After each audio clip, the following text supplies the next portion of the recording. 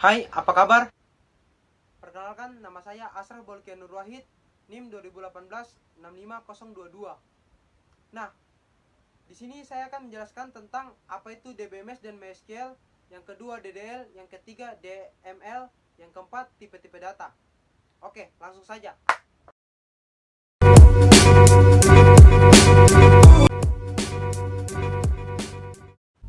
Oke, yang pertama, apa itu DBMS? DBMS itu adalah Database Management System.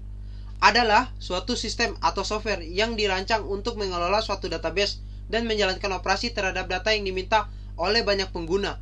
Istilah database sendiri mengacu pada koleksi data-data yang terkait satu sama lain.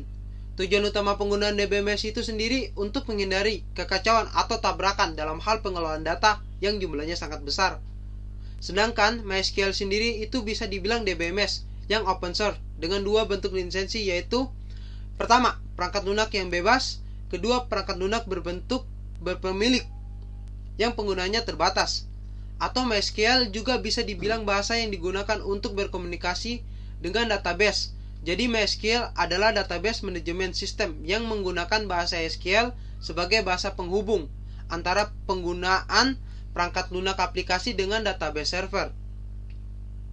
Kita lanjut yang berikut. Oke, langsung saja kita mulai yang kedua, yaitu Data Definition Language atau disebut dengan DDL. Digunakan untuk menggambarkan desain dari basis data sendiri secara keseluruhan. Mulai dari membuat tabel baru, membuat indeks, maupun mengubah tabel. Contohnya seperti create, alter, dan drop. Sekian dari penjelasan nomor 2, kita lanjut yang ketiga. Oke, kita mulai yang ketiga, yaitu Data Manipulasi Language atau juga disebut dengan DML. Digunakan untuk memanipulasi dan mengambil data dari database, menghapus data dari database, dan mengubah data pada suatu database. Contohnya seperti insert, select, dan update. Oke, sekian dari penjelasan nomor 3, kita lanjut yang keempat.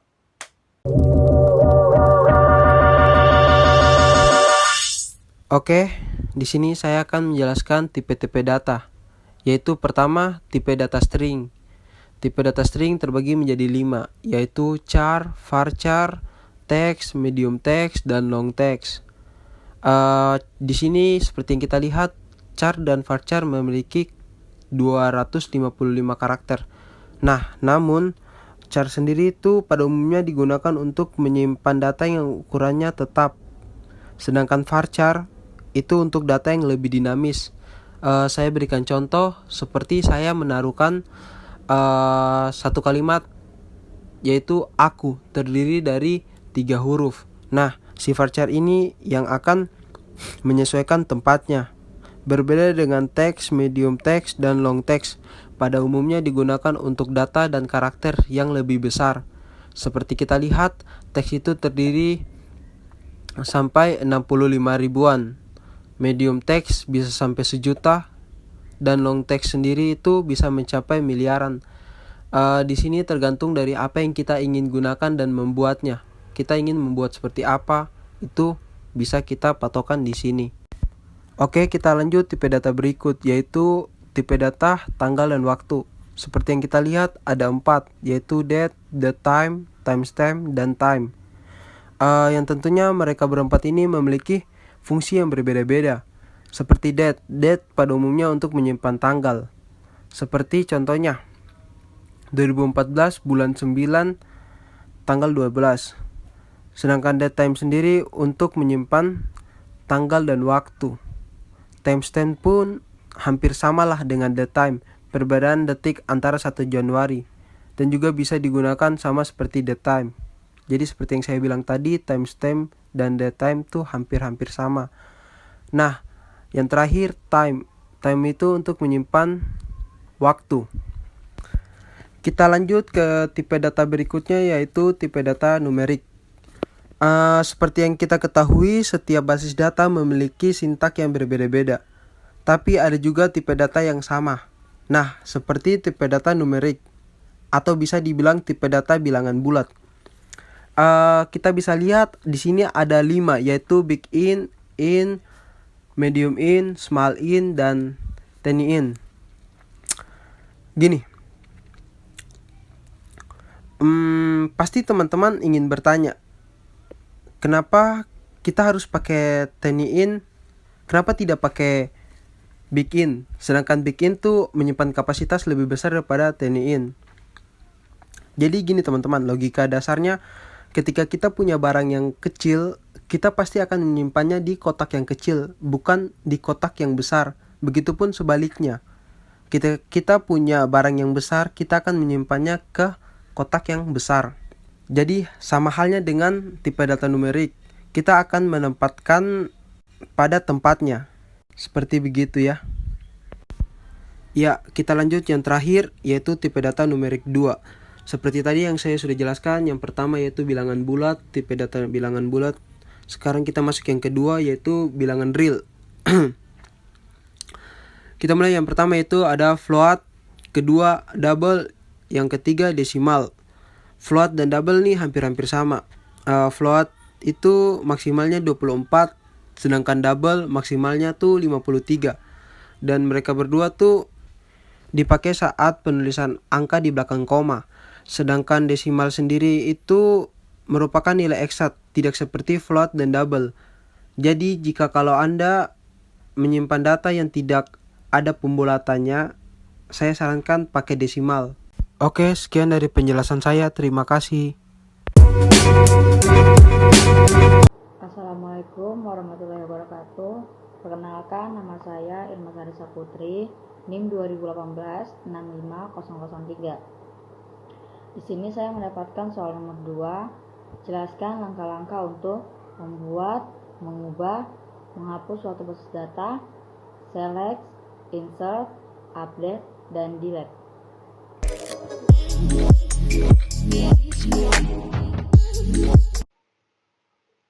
Oke, kita langsung saja. Langkah pertama yaitu membuat suatu basis data. Di sini saya mengetik create database dan saya memberikan nama databasenya yaitu UAS. Oke, selanjutnya membuat tabel mahasiswa. Ya, dengan cara create table mahasiswa. Create ini fungsinya untuk membuat.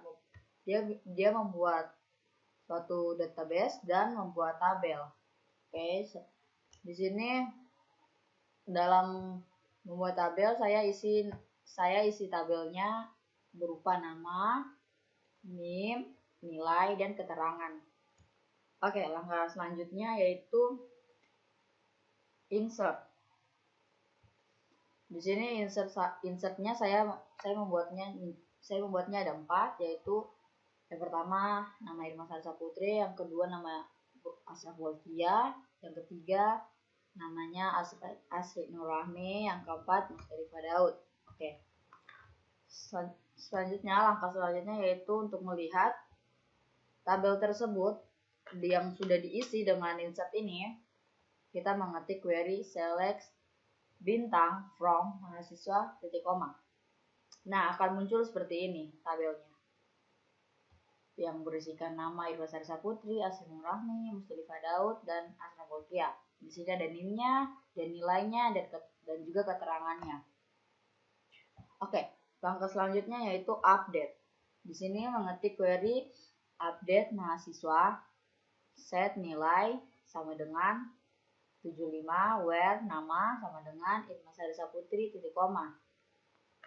Di sini dimana kita update tabel mahasiswa dengan yang kita mau ubah yaitu di bagian nilainya, yang tadinya 85 kita akan ubah menjadi 75, di mana nama tersebut yaitu Irma Sarisa Putri. Oke.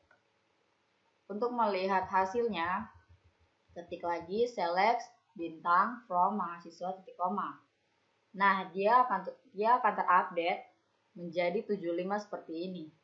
Yang tadi yang saya bilang sebelumnya 85, dia akan terupdate menjadi 75. Oke, selanjutnya delete. Maksudnya adalah delete, yaitu delete from tabel di mana nama Asraf Wolfia yang kita mau hapus atau kita mau delete. Oke, titik koma, jangan lupa titik koma. Habis itu selanjutnya ketik lagi untuk melihat hasilnya, kita ketik lagi select bintang from mahasiswa titik koma. Oke, akan muncul seperti ini. Dan yang tadinya namanya ada 4 atau ya berisikan 4, sekarang berisi sisa 3 karena dia sudah terdelete atau terhapus. Oke, langkah selanjutnya yaitu mengubah suatu basis data. Nah, di sini kita mengubah dia dengan cara membuat dulu database barunya dengan nama yang ujian. Di sini error dikarenakan ada tanda petik, seharusnya tidak usah menggunakan tanda petik. Nah, jadi kita mengetiknya ulang tanpa tanda petik, nanti dia query OK. Oke, selanjutnya kita rename tabelnya seperti ini. UAS mahasiswa to ujian mahasiswa. Dimana kita mengubah dia yang tadinya kan basis datanya kan UAS dan tabelnya mahasiswa, dan kita ubah dia menjadi database yang baru dengan nama yang baru, yaitu dengan ujian dan tabel yang sama yaitu mahasiswa, dan jangan lupa titik koma. Oke, yang terakhir adalah sebelum kita ke terakhir, kita lihat dulu dengan cara show database. Nah, ini di sini tuh masih ada UAS. Ini kan database yang lama, dan ini kita harus hapus dia biar dia berada di ujian. Maksudnya biar database yang lama itu pindah atau terubah ke ujian. Seperti itu.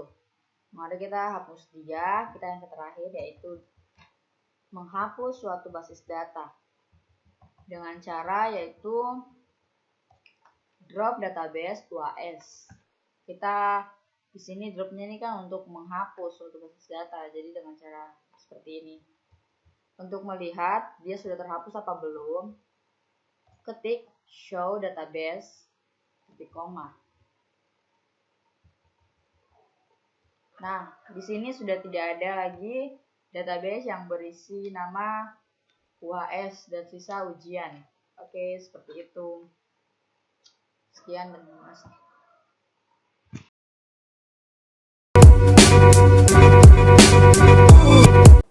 Perkenalkan, nama saya Musdalifah Daud, NIM 2018-65014. Di sini saya mendapatkan soal nomor 3, yaitu menjelaskan dan memberikan contoh penerapan dari kondisi A fungsi aritmatika, yaitu penjumlahan, pengurangan, perkalian, dan pembagian. Yang B fungsi aggregate, yaitu sum, average, maksimum, dan minimum.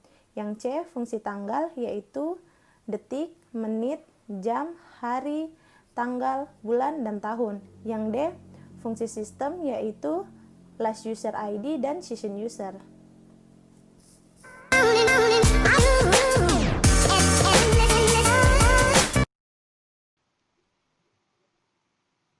Di sini saya akan mengerjakan soal nomor 3. Saya akan menjelaskan dan memberikan contoh penerapan dari kondisi yang pertama A, fungsi aritmatika. Fungsi aritmatika yaitu operator yang melakukan operasi-operasi aritmatika seperti penjumlahan, pengurangan, perkalian, dan pembagian. Contohnya,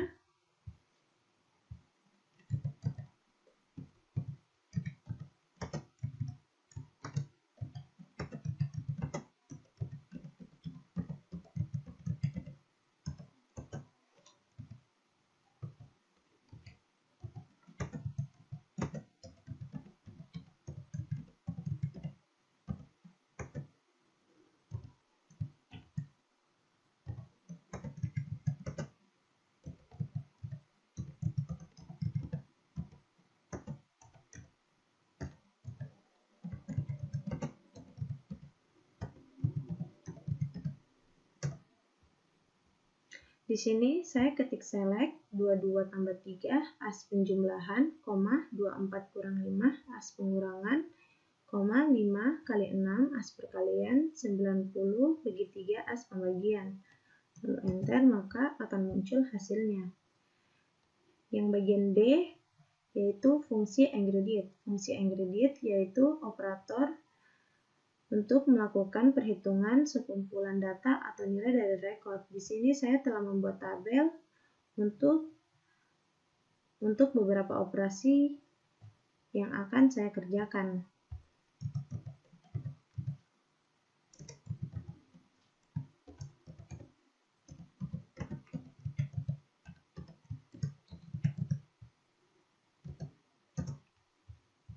Ini adalah tabelnya. Ada beberapa operasi, yaitu yang pertama sum, berfungsi untuk menghitung hasil penjumlahan. Contohnya,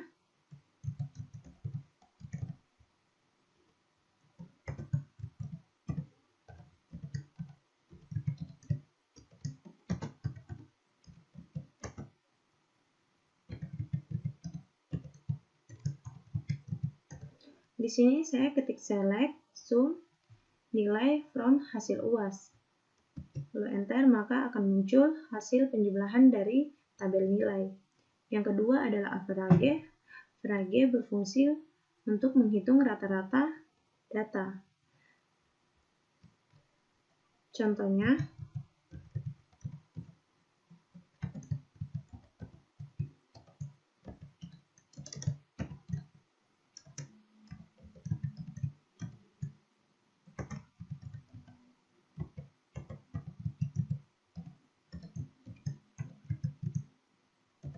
di sini saya ketik select AVG nilai from hasil UAS, lalu enter, maka akan muncul rata-rata dari tabel nilai. Yang ketiga yaitu max. Max berfungsi untuk mencari nilai tertinggi. Contohnya,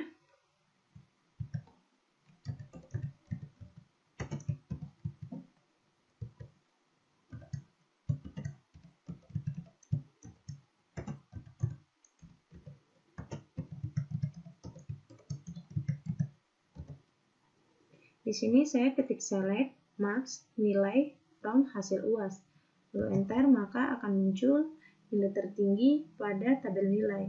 Yang keempat adalah min atau minimum, berfungsi untuk menentukan atau mencari nilai terendah. Contohnya,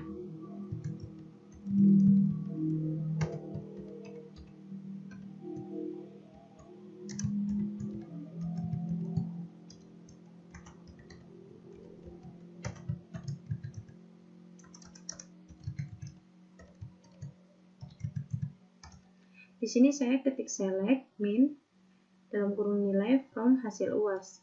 Lalu enter, maka akan muncul nilai terendah dalam tabel UAS.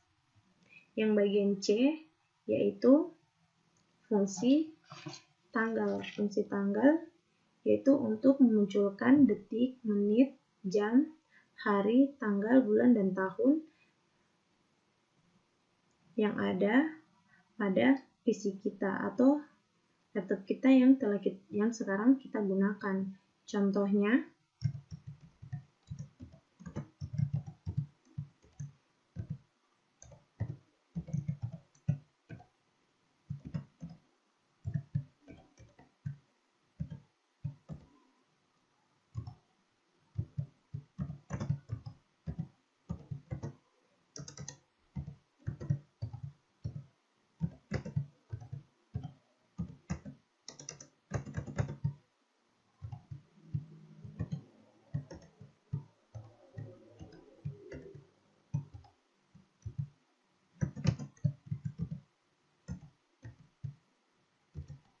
di sini saya ketik select date underscore format ke kurung now kurung kurawal koma ketik 2 persen w koma persen m koma persen e koma persen y koma spasi persen h titik 2 persen i titik 2 persen s titik persen s spasi am tanda petik tutup kurung titik 2, lalu enter, maka akan muncul detik, menit, tanggal, hari, bulan, dan tahun pada komputer yang kita gunakan. Yang bagian D adalah fungsi sistem untuk mengatasi berbagai masalah yang terjadi pada saat pemrosesan data. Yang pertama itu last user ID, berfungsi untuk mengurutkan suatu data secara otomatis. Contohnya,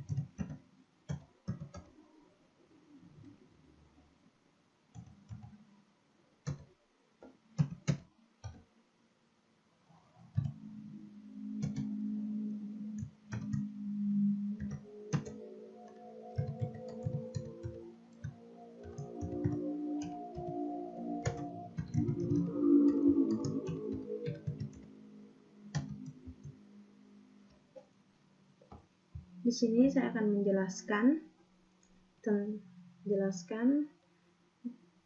last user ID. Di sini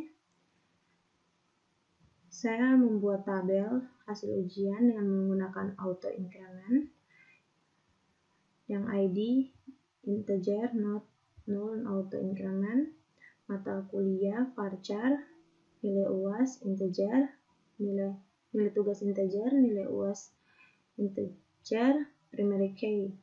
Setelah itu saya buat dash hasil ujiannya.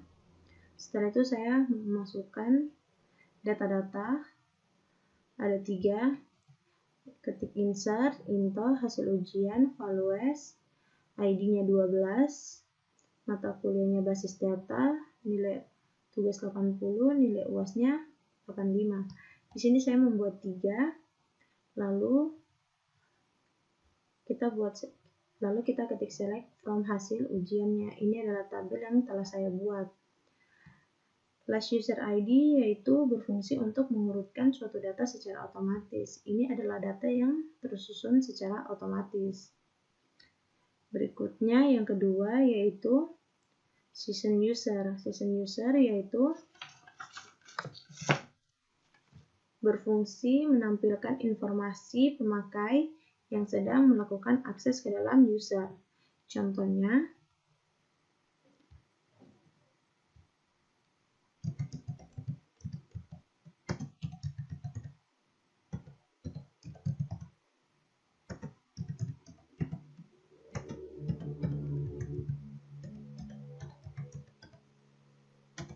ketik select user, host from MySQL, user, lalu enter, maka akan muncul informasi pemakaian yang sedang dilakukan akses ke dalam server. Sekian dari presentasi saya. Terima kasih.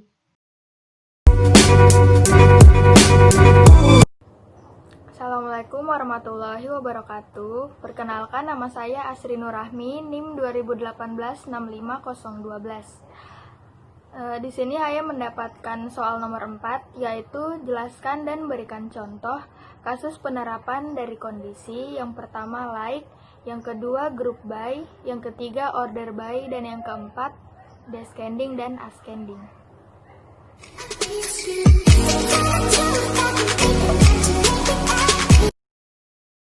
Nomor 4, jelaskan dan berikan contoh kasus penerapan kondisi like, group by, order by, serta ascending dan descending.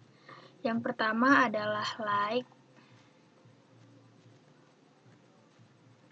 Like digunakan untuk menampilkan isi record dengan menggunakan sebagian dari isi sebuah data, atau dengan kata lain menampilkan isi record tertentu saja. Kondisi like dibagi menjadi 3 kondisi. Yang pertama adalah persen di depan dan di belakang, yang kedua persen di depan, dan yang ketiga persen di belakang. Untuk persen di depan, query-nya select from mahasiswa where nama like persen di depan dan persen di belakang. Nah, ini adalah hasilnya. Nah, ini akan menampilkan secara keseluruhan karena fungsi dari persen depan dan di belakang ini menampilkan semua record yang mengandung huruf A pada field nama ini. Yang huruf A-nya bisa berada di depan, dan ada juga yang di tengah, kemudian ada juga yang di bagian belakang. Untuk kondisi like yang kedua yaitu persen di depan. Persen di depan, huruf I. Nah, persen di depan ini menunjukkan bahwa record yang ingin ditampilkan adalah semua record yang mengandung huruf I pada sebuah field, dan huruf I ini harus berada pada bagian akhir, seperti yang telah ditampilkan ini. Irma Sari Saputri dan Asri Nurrahmi. Yang bagian belakangnya adalah huruf I. Kemudian yang ketiga adalah persen di belakang.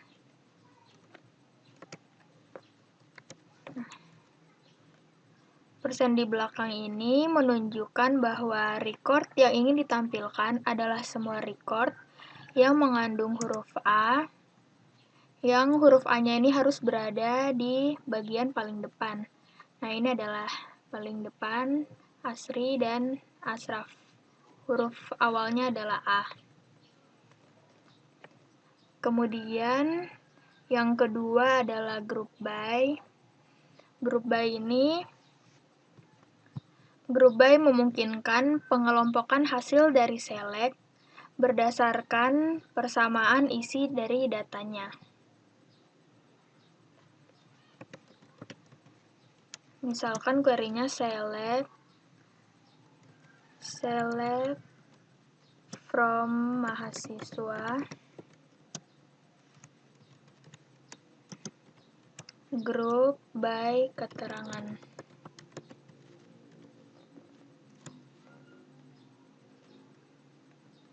Nah, dari hasil group by ini terlihat bahwa terdapat 2 kelompok keterangan dari 4 data mahasiswa yang ada pada tabel. 2 kelompok itu adalah lulus dan kelompok tidak lulus. Nah, kemudian yang ketiga adalah order by. Order by ini fungsinya untuk menampilkan data secara berurutan. Query-nya adalah select from mahasiswa order by nilai. Nah, tampilannya akan terurut. Karena di sini adalah order by nilai, berarti yang terurut adalah di bagian nilai. Ini terurut mulai dari nilai 45 yang paling terkecil hingga nilai yang paling besar 85. Selanjutnya yang terakhir adalah ascending dan descending. Nah, ascending ini yaitu mengurutkan data secara terurut naik. Atau mulai dari abjad A sampai Z. Query-nya misalkan select from mahasiswa order by nama ASC atau ascending.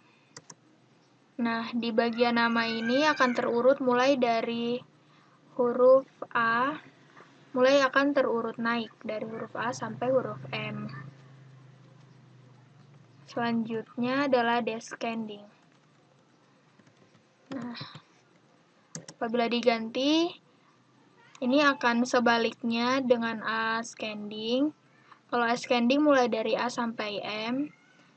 Nah, kalau descending mulai dari huruf M sampai huruf A. Demikian